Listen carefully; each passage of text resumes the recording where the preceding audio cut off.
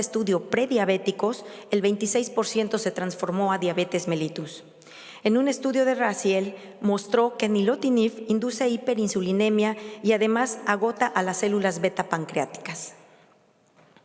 En cuanto a las arritmias cardíacas, la prolongación del QT corregido es algo muy importante porque nos pone en riesgo de torsade de Points y esto nos puede llevar a muerte súbita. Realmente la prolongación del QT se ve con cualquiera de los inhibidores tirosincinasa, sin embargo es mucho más frecuente con nilotinib. ¿Qué hay en cuanto al estudio en SND de la prolongación del QT? Se presentó un incremento de menos de 30 milisegundos en ambos brazos, pero nilotinib 26% e imatinib 18%. Esto es más frecuente con nilotinib. Un incremento de más de 60 ocurrió en menos del 1% en ambos brazos. No se reportó ningún torsade de Points, ni tampoco una muerte súbita, ni QTs mayores a 500 milisegundos.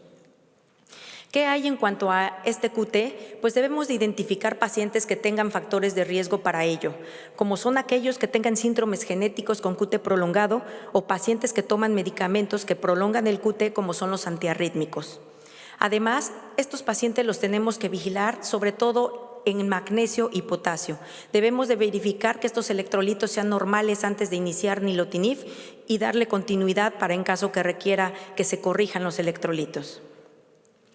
En cuanto a los eventos cardiovasculares, las toxicidades vasculares incluyen infarto agudo del miocardio, eventos cerebrovasculares y enfermedad arterial periférica. Estas son las complicaciones más relevantes que se presentan con nilotinib. El riesgo de eventos cardiovasculares con dasatinib realmente es controversial. En DACISION, en el seguimiento a 5 años, se vieron eventos isquémicos arteriales en 5% con dasatinib y en 2% con imatinib.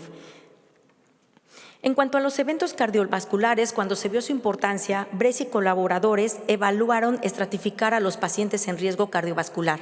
Ellos utilizaron el SCORE, el cual es una escala europea muy sencilla que divide a los grupos en riesgo bajo, intermedio y alto cardiovascular. Estudiaron 82 pacientes y le dieron seguimiento a 48 meses. De estos, el 8.5 tuvieron eventos arteriales. Si vemos y nos enfocamos al grupo de riesgo, observamos que aquellos pacientes con riesgo alto, el 29% va a tener una trombosis arterial.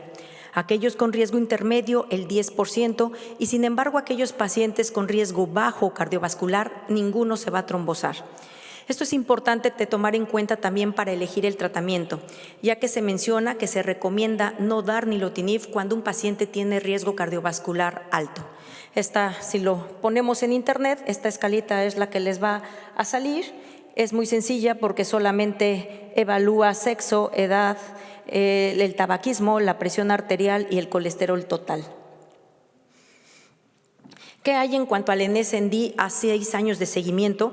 La obstrucción arterial periférica, de acuerdo a nilotinib 300 o 400 miligramos 2 veces al día, fue de 4.3 y 3.2%. La cardiopatía isquémica 5% y 10% y el LVC isquémico 1.4 y 3.2%. La enfermedad arterial oclusiva periférica. Esta se refiere a la obstrucción de grandes arterias, excluyendo las coronarias, el arco aórtico o las arterias que irrigan sistema nervioso central. Los factores de riesgo realmente son similares a los de la aterosclerosis, esto es, diabetes mellitus, dislipidemia, tabaquismo, hipertensión, el género masculino, la edad mayor de 50 años y la obesidad. Las lesiones ateroscleróticas provocadas por nilotinib están principalmente en miembros inferiores. De esto lo más común es a nivel femoral en el 44% y a nivel tibial en el 37%. Se han reportado severos casos de obstrucción arterial periférica asociados a nilotinib hasta en un 17%. Y esto es dependiente de la dosis. Se ve más frecuente en aquellos que utilizan 400 miligramos 2 veces al día que los que utilizan 300 miligramos 2 veces al día.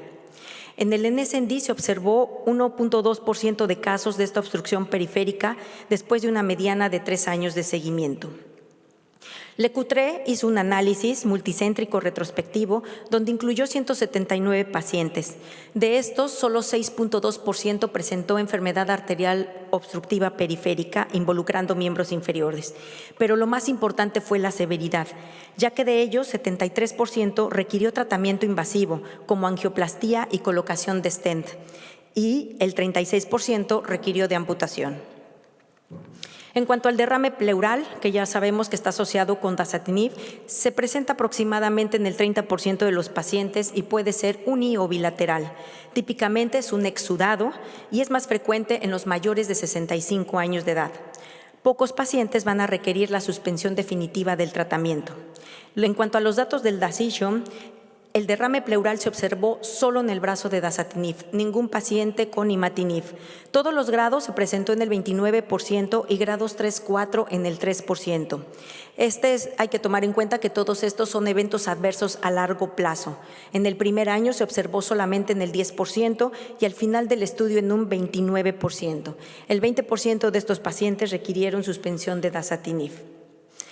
Prácticamente en la literatura vemos que la incidencia de derrame pleural de todos los grados va de un 14 a un 34% y los predisponentes para derrame pleural es la edad avanzada mayor de 65 años, la historia previa de enfermedad cardíaca o desorden autoinmune, la hipertensión, que hayan tenido un rash previo ya sea con dasatinib o con imatinib, las fases avanzadas de la leucemia mieloide crónica y que se administre dasatinib 2 veces al día o en dosis superior de 140 miligramos. La hipertensión arterial pulmonar. Esta es una enfermedad de pequeñas arterias pulmonares de menos de 500 micras que lleva a una progresiva y extensa remodelación vascular. La remodelación de la vasculatura pulmonar incluye la hipertrofia de la media, la muscularización de pequeñas arteriolas, el adelgazamiento de la íntima y la formación de lesiones plexiformes. El estudio más amplio que hay de hipertensión arterial pulmonar con dasatinib se publicó en Circulation. Es un estudio francés en donde se observó que la incidencia de hipertensión pulmonar primaria en pacientes con dasatinib era de 0.45%. No se observaron casos incidentales de hipertensión pulmonar con algún otro inhibidor tirosincinasa. No fueron identificados algún otro factor de riesgo que permitiera esta patología. ¿Qué se recomienda para la hipertensión arterial pulmonar primaria? Tener un ecocardiograma basal. Si el paciente tiene hipertensión pulmonar, no debe de recibir dasatinib. Y posteriormente en el seguimiento, el síntoma más frecuente es la disnea. Si nuestro paciente con dasatinib refiere disnea, se debe de hacer ecocardiograma de control. Realmente la hipertensión pulmonar es una complicación rara, pero tomando en cuenta que cada vez más pacientes toman inhibidores de segunda generación, se debe de tener presente. Por lo tanto, las recomendaciones generales para los inhibidores tirosincinasa son evitar dasatinib cuando hay daño pulmonar preexistente como neumopatía obstructiva crónica, la insuficiencia cardíaca congestiva, hipertensión arterial sistémica descontrolada o hipertensión arterial pulmonar preexistente. Además, pacientes con anticoagulantes. Esto es porque hay estudios también en donde se observa que dasatinib va a alterar la agregación plaquetaria. Por lo tanto, si un paciente se le da dasatinib y aparte toma anticoagulantes orales, tiene mucho más riesgo de hemorragia, reportándose incrementado sobre todo la hemorragia de tubo digestivo. ¿Cuándo se debe de evitar nilotinib? Con diabetes mellitus descontrolada, la historia de pancreatitis, riesgo cardiovascular alto e historia de previo evento cardiovascular. En cuanto a conclusiones de ello, es importante considerar que cada inhibidor tirosincinasa tiene un perfil de seguridad diferente y, por lo tanto, una estratificación inicial de los pacientes con respecto a las comorbilidades y evaluación del riesgo es recomendado. La estratificación con una escala de riesgo cardiovascular lleva a una mejor toma de decisiones al elegir el tratamiento. Los inhibidores tirosincinasa de segunda generación se prefieren como primera línea cuando el riesgo de progresión es alto o cuando se está buscando probablemente una suspensión de tratamiento.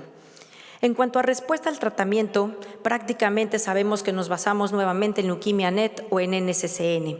Hay que tomar en cuenta que la definición de falla para leuquimia NET 2013 es que a los 3 meses no se logre respuesta hematológica completa o que no disminuya en nada el cromosoma Filadelfia. La falla a los 6 meses es que se tenga un BCR-ABL mayor del 10% o un cromosoma Filadelfia mayor del 35%. Y la falla a los 12 meses es que se obtenga que no haya respuesta citogenética completa o que el BCR-ABL esté mayor del 1%. ¿Qué pasa para NSCN 2018? Esto es muy interesante porque NSCN 2016 tenía muchas diferencias con LeukemiaNet 2013 y finalmente en el 2018, 2 años después, NSCN ya es igual que las indicaciones de LeukemiaNet 2013. NSCN 2016 nos decía que aquel paciente que no tenía menos del 10% de BCR-ABL se le cambiara de tratamiento, lo cual era un poco curioso porque el criterio de respuesta óptima era menor del 10% a los 3 meses y menor del 10% a los 6 meses, era el mismo criterio. LeukemiaNet sabemos que dijo no, espérense, lo ideal es cambiarlo hasta los 6 meses. Por otro lado, NSCN 2016 recomendaba un escalamiento de dosis de imatinib, mientras LeukemiaNet 2013 ya decía no, si tiene falla hay que cambiarlo a un inhibidor de segunda generación. Y además, algo importante es que NSCN 2016 no tomaba en cuenta la respuesta molecular mayor como buena respuesta. Decía que un paciente estaba en respuesta óptima si solo obtenía la citogenética completa. Y ahora NSCN 2018 prácticamente ya está emparejado LeukemiaNet 2013. Ya dice que el cambio puede ser hasta los 6 meses y prácticamente los criterios de falla y de respuesta óptima ya son los mismos. Aquí vemos, por ejemplo, la falla igual, 6 meses, BCR-ABL menos del 10% y al mes la no citogenética completa. Recordemos que el BCR-ABL de 1% es lo que corresponde a una citogenética completa. Por lo tanto, en caso de que tengamos falla, ¿cuándo debemos de cambiar de tratamiento? Se debe de cambiar de tratamiento cuando no obtenemos respuesta hematológica completa o cuando la obtuvimos pero se pierde. Falla a obtener citogenética completa al año de tratamiento o que se pierde esta citogenética completa, pérdida de respuesta molecular mayor